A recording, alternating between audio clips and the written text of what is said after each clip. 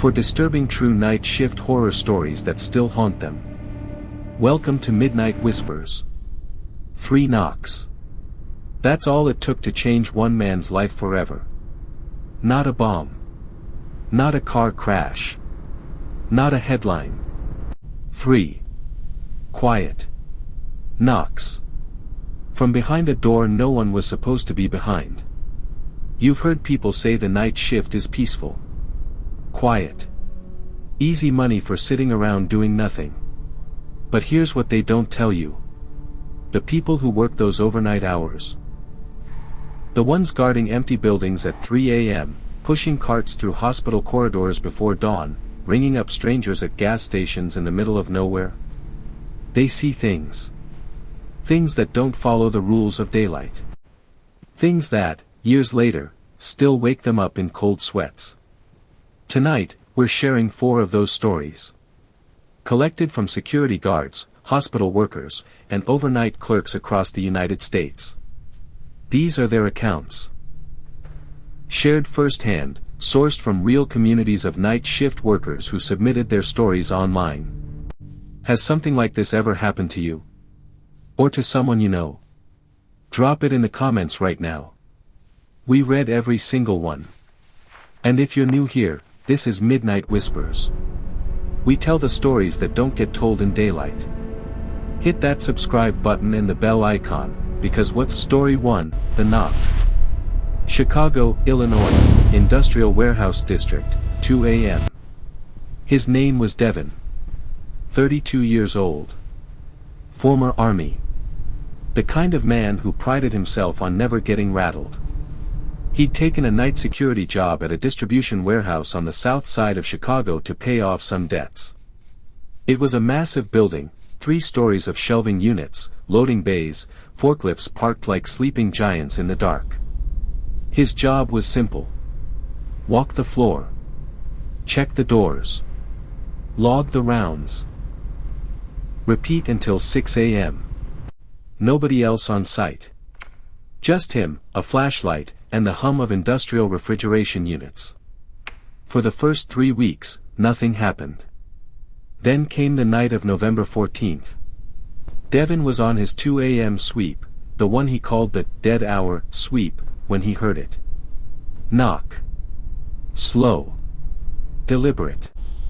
Coming from the direction of the break room. He stopped walking. Turned off the flashlight. Listened. Knock. Knock.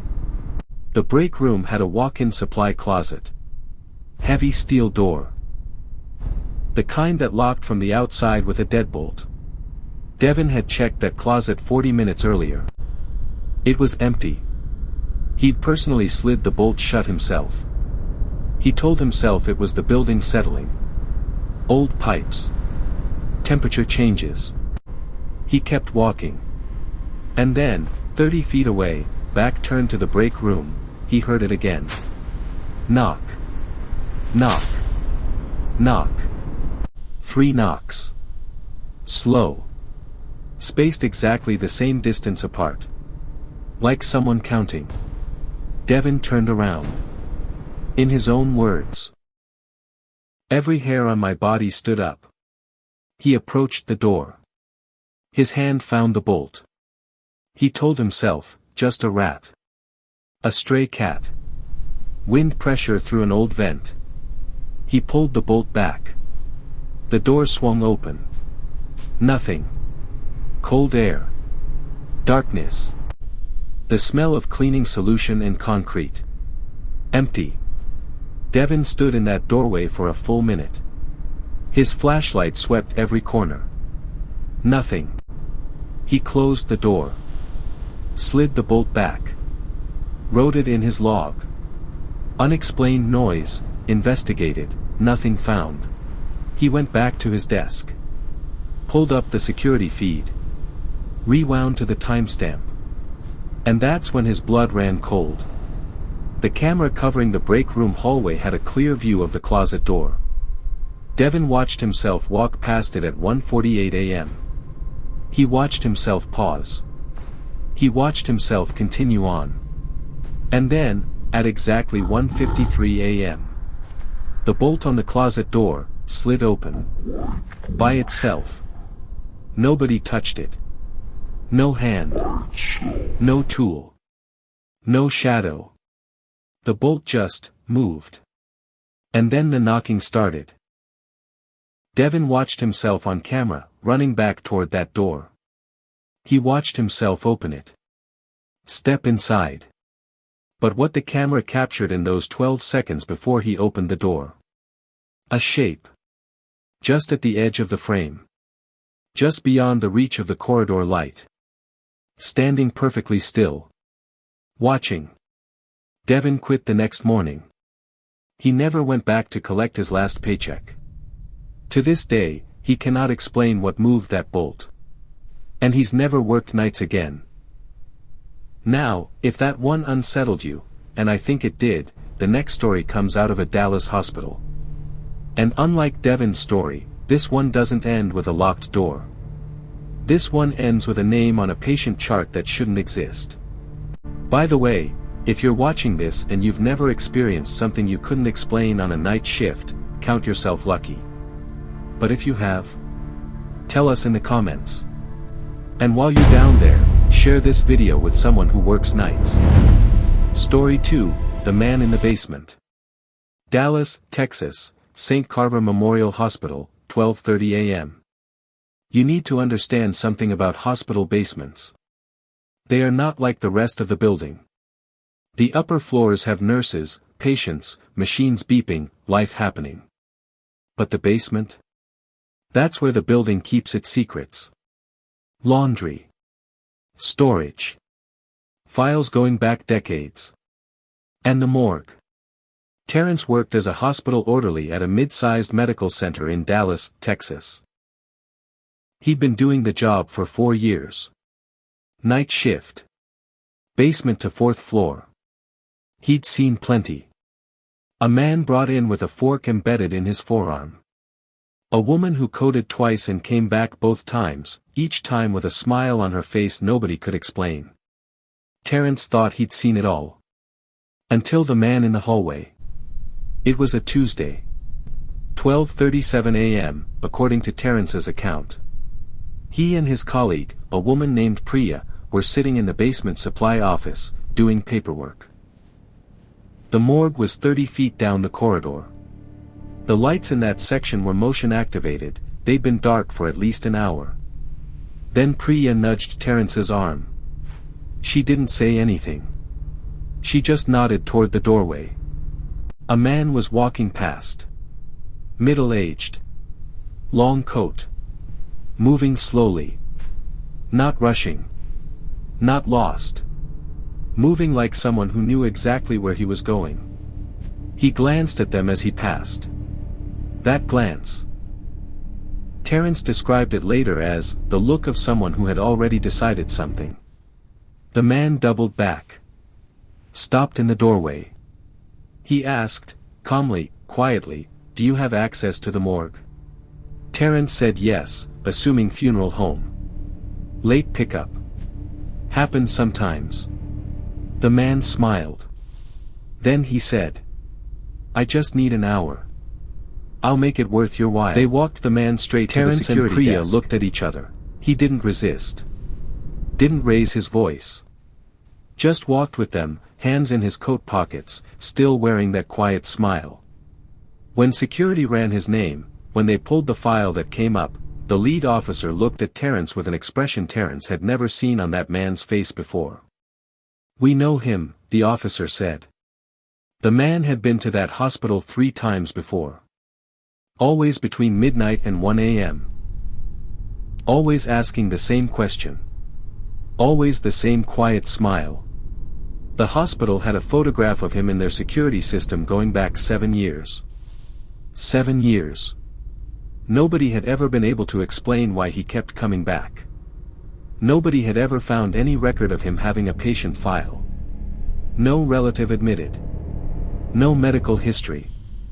Just a name. A photograph. And a pattern. A pattern of showing up in the darkest part of the building, in the darkest part of the night, asking for something no living person should want. Terrence transferred to day shift within the week. Priya left the hospital entirely. And the man in the long coat? As far as anyone knows, he never stopped coming back. We're halfway through tonight's stories. And I want to ask you something directly. What would you do in Terrence's position? If a stranger appeared in a hospital basement at 12:30 in the morning, asking to be left alone with the deceased? Let me know in the comments.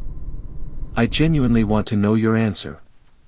And if you haven't subscribed yet, right now is a great time. Every week, we bring you stories like these, drawn from real experiences, real communities, real people who lived through things they can't explain. Hit subscribe. Hit the bell. Don't miss a single one. Because story 3 is different from the first two. The first two stories, the danger had a face.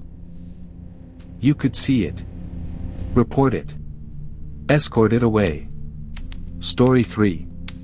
The danger was invisible. And it lasted for weeks. Story 3, he knew my schedule. Rural Route 9, outside Columbus, Ohio, 24-hour fuel stop, 3:15 a.m. This one was submitted to an online community by a woman named Cassie. She was 24 at the time. Working the overnight shift at an isolated 24-hour gas station on a rural highway outside Columbus, Ohio. No coworkers. One camera above the register. One exit. She described the location as, the kind of place where you see maybe 15 cars between 11 p.m. and 5 a.m. And you know every single one of them by their headlights. It started in February. A man came in around 3:15 a.m. unremarkable at first glance. Baseball cap pulled low. Brown jacket. Bought a coffee and a pack of gum. Paid cash. Said nothing. He came back the next night. Same time. 3:15 a.m. Same items. Coffee. Gum. Cash. And the night after that. And the night after that. For 11 consecutive nights, this man walked through that door at exactly 3:15 a.m. Never varying by more than a few minutes. Never buying anything different. Never making conversation. Just watching Cassie. Not staring. Not threatening. Just watching. The way you'd watch someone if you were learning them. On the 12th night, he didn't come in. Cassie felt relief wash over her. Then, at 3:22 a.m., her phone buzzed. A text from an unknown number. Slow, deliberate, let it land. You changed the coffee machine to the left side today. Looks better. Cassie's hand started shaking. She looked at her phone.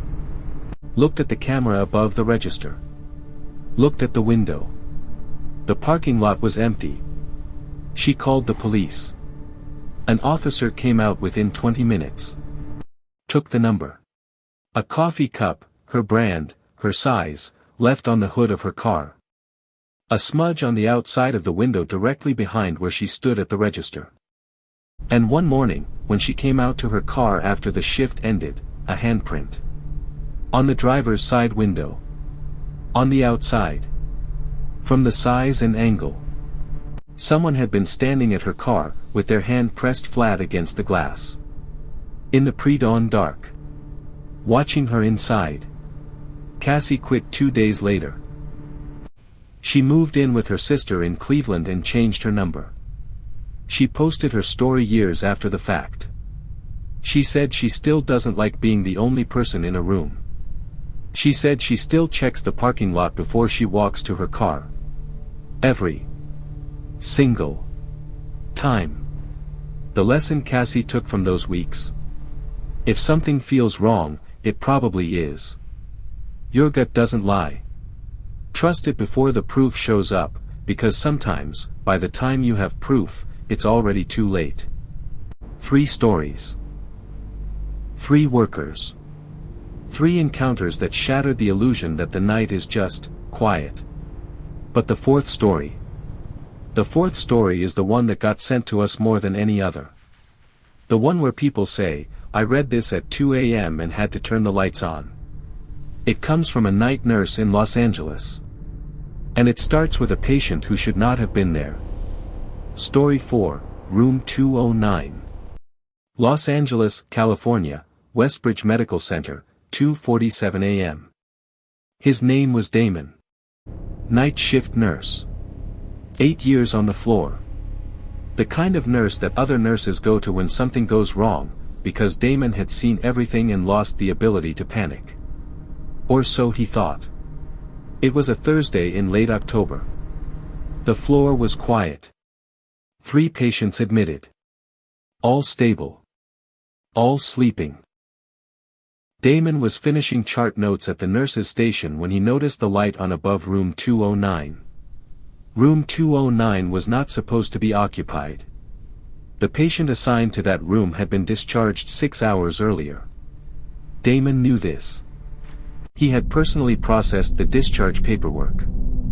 The room had been cleaned, reset, door closed. But the light was on. Damon told himself one of the cleaning staff probably forgot to switch it off. He walked down the corridor. Pushed open the door. There was a man in the bed. Older. Maybe late 60s. White hair. Tubes running to his arms, standard 4 setup. A monitor beside him, displaying a steady heartbeat. Eyes open. Calm. Looking directly at Damon the moment the door opened. Like he was expecting him. Damon stepped inside. Couldn't sleep, he asked. Trying to keep his voice steady. The man smiled softly. Not tonight. Too much noise down the hall. Damon nodded. Leaned against the doorframe. They talked for a few minutes. Weather. The late hour. The man said his name was Walter. He seemed lucid. Comfortable. Then Damon's radio crackled. His colleague's voice, from the nurse's station. Hey, Damon, where are you? 209, just checking on a patient. A pause on the other end. Damon, there's no one assigned to 209. That room's been empty since 4 p.m. Damon turned back to the bed. Empty. The bed was made. Perfectly. Smoothly. As if no one had been in it for hours. The monitor was dark. No tubes. No 4 stand. No Walter. Damon stood in that doorway for what he later described as, possibly the longest 30 seconds of my life. His eyes went to every corner. The bathroom door was open, empty. The closet, empty. The window, closed, locked. He walked to the bed. Pressed his hand to the mattress. Cold. Not like someone had just left. Cold like the room had been empty all night. He went to the security office. Asked them to pull the camera feed for the corridor outside room 209. The one with the direct angle on the doorway. The security officer pulled it up. Scrolled to the timestamp. There was Damon, walking down the corridor. There was Damon, pushing open the door. And for the next 4 minutes and 37 seconds. Damon standing in the doorway. Talking. Gesturing. Nodding. To an empty room.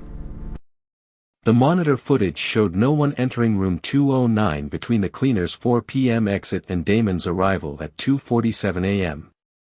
The name, Walter, matched no patient record in the system, not that night, not that week, not that year. But when Damon's colleague later pulled the archived room history on a curious whim. A patient by that name had died in room 209. 11 years earlier. To the day. Damon still works nights. He says he never opens the door to room 209 if the light is on. He just walks past. Every time. 4 workers. 4 encounters. 4 people who clocked in for an ordinary shift and walked out carrying something they'll never fully put down. Devin, who heard 3 knocks from a locked and empty room in Chicago. Terrence, who met a man in a Dallas hospital basement that security had been tracking for 7 years. Cassie, who discovered she was being watched, and learned the difference between seeing danger and feeling it before it's too late. And Damon, who spoke to a patient who, according to every record in that hospital, had been dead for over a decade. What do these 4 stories have in common? They all began the same way most frightening things in life begin. With something just slightly off. A sound that doesn't quite belong. A stranger who lingers a moment too long. A light that shouldn't be on. The lesson across all 4 of these stories is the same one: pay attention. Trust what your body is telling you before your mind has caught up. And never, never, dismiss the thing that makes the hair on the back of your neck stand up. Because in each of these stories, the moment of greatest danger wasn't the mysterious or the unexplained. It was the moment the person almost talked themselves out of what they already knew. Now, I want to hear from you. Have you ever worked a night shift and experienced something you could never explain? A sound. A figure. A feeling that you were not alone, even when every light and every camera said you were. Tell me in the comments. This community shares stories. Your account could be featured in a future video. And if these 4 stories kept you watching, please hit the like button right now. It costs you nothing and it helps this channel reach more people who love stories like these. Share this video with someone who works nights, or someone who you know will not sleep after watching it. Subscribe if you haven't already, and ring that notification bell, because every week, Midnight Whispers brings you more stories from the edges of what we can explain. We'll see you.